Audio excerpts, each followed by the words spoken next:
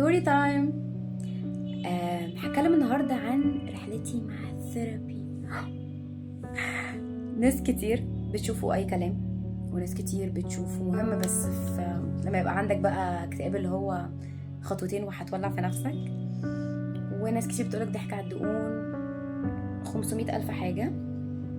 أنا هتكلم من واقع تجربتي الشخصية عن نفسي وعن ناس حواليا كمان كتير. بس أنا رحت الثيرابي إمتى؟ خلينا نشوف من البداية. يعني من 2018 كده ل 2020 كنت كل شوية أتعب بحاجة أروح للدكتور يقولي مفيش حاجة، ده نفسي، سنان بقى، قلب، أعصاب، وعلاج طبيعي للأعصاب وحاجات كتير. يقولك نفسي. قال ايه نفسي؟ انا حياتي كانت زي الفل، ماشيه تمام، الغلاسه اللطيفه، الحاجات الصغيره بتاعت الحياه. وانا كمان مخصوصا من النوع اللي بحب ارمي ورا ظهري واكبر دماغي واضحك واهزر كتير، ما بشيلش من حد قوي، فاللي هو او مشيلش حد خالص، فاللي هو خير ليه نفسي. بس انا كنت عارفه ان في حاجات جوه انا مش مطنشاها اصلا، مش بفكر فيها، مش بعدي عليه. بس بعد كميه الدكاتره دي قررت 2019 اني اروح لدكتور. بس امتى قررت اني اروح للدكتوره؟ كان حصل موقف مع واحده صاحبتي، وانا كنت متضايقه منه جدا جدا، ضايقني قوي، وجعني. بس حاولت اكبر دماغي كالعاده، ويعني على تاني يوم بقى خلاص بقى فاكس، يعني اتعامل عادي وقشطه وحلو، كبري. ولقيت مره نفسي قاعده بجد والله حرفيا سرحت بخيالي غصبا عني، يعني انا دماغي سرحت. الموقف ده انا شفت نفسي كده في خيالي، الموقف ده عايز يطلع، عايز يجي قدام عيني، وانا واقفه بحدفه زي كرة، زي مضرب البيسبول كده، بحدفه لجوه تاني، مش عايزاه يطلع. واكيد مش ده الموقف الوحيد اللي انا عملت فيه كده. قلت لا، يلا بينا نروح دكتوره. رحت، وانا ما ارتحتش مع الدكتوره اللي رحت لها اول مره، ما كررتهاش تاني. بس اليوم ده فتح باب، انا اليوم ده كنت بعيطه كله تقريبا، يعني انا طلعت من الباب عندها انا بعيط للتاني يوم. فتح باب في حاجات كتير انا كنت عارفاها ومقفله عليها، او شاكه فيها ومقفله عليها. بس فقلت هروح لحد تاني، وحصل شويه حاجات وانا طنشت ونسيت، وعدت الايام. وعلى اخر 2020 حصل معايا دروب كده في حياتي، حاجه تقيله نفسيا تعبتني، فقررت ان انا بقى اروح وابدا السكه دي، لانها برضو لما كان له علاقه بحاجات، يعني بمواقف انا شفت نفسي فيها مختلفه خالص. قد ايه الموقف ده طلع مني حاجات كنتش متخيله انا جوايا بالكميه دي، او ان هي المخاوف دي موجوده بالشكل ده. فقررت اني خلاص هتوكل على الله واروح. وبدات من 2020 لحد دلوقتي وانا مكمله. ممكن ابان من بره الناس كتير اني نفس الشخص، بس انا مش نفس الشخص. حاجات كتير في طريقه تفكيري اتغيرت، في طريقه تعاملي، في استقبالي للحاجه، في تاثير الحاجه عليا، في قرايتي لنفسي، لمشاعري، للناس حواليا. لو يرجع بيا الزمن 1000 مرة أنا هعيد ده، وهروح وهبدأ وهكمل زي ما أنا عاملة دلوقتي، لأن شتان الفارق بيني قبل وبعد. والكلام ده بقى مش أنا بس، أنا مرة في حياتي، أنا طبعا بعد ما جربت التجربة الهايلة دي بالنسبة لي فرقت معايا.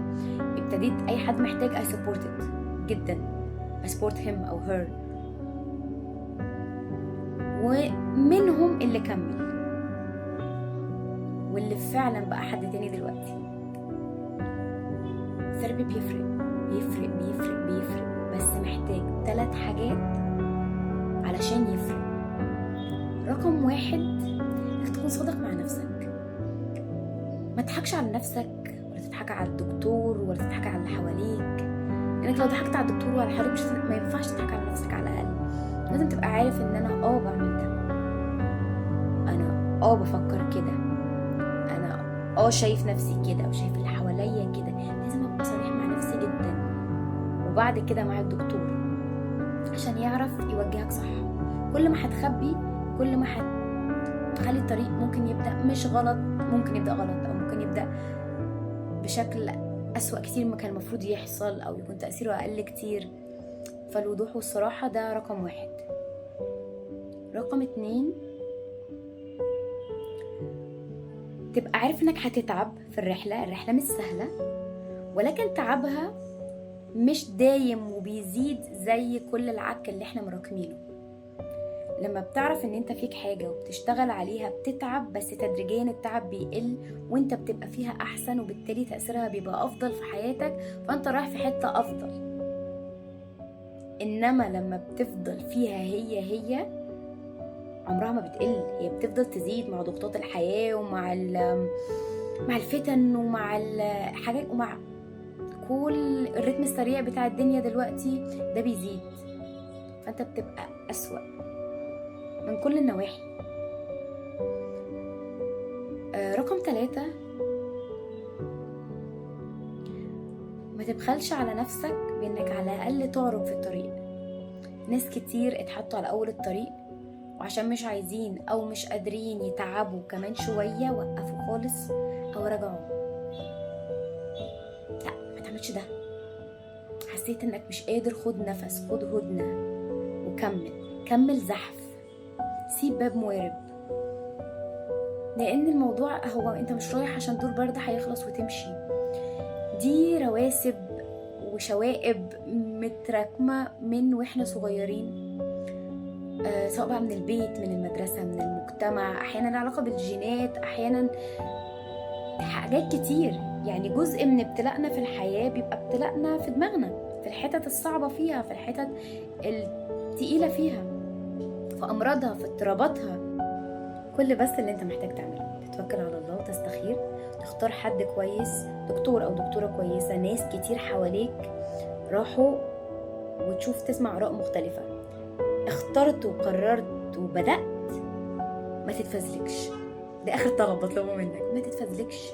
لا، أنا مش عايز أعمل كذا بس أنا عايز أعمل كذا، هاخد ده بس مش هاخد ده.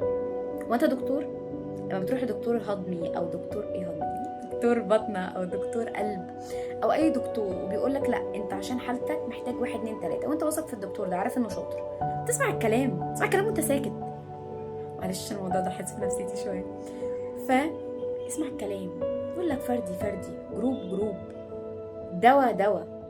عندك أي مخاوف قولها، عندك أي كلام عايز تقوله قوله، أي حاجة مش عايز تعملها شوف لها بديل، اتكلم مع الدكتور. بس الموضوع انتهى بعد المناقشات والمحاورات، انك لازم تعمل ده، اعمل ده بناء على تجربتي الشخصية. أنا اتكلت على الله وعملت كل حاجة أنا ما كنتش حابة أعملها، وجاب نتيجة في الآخر،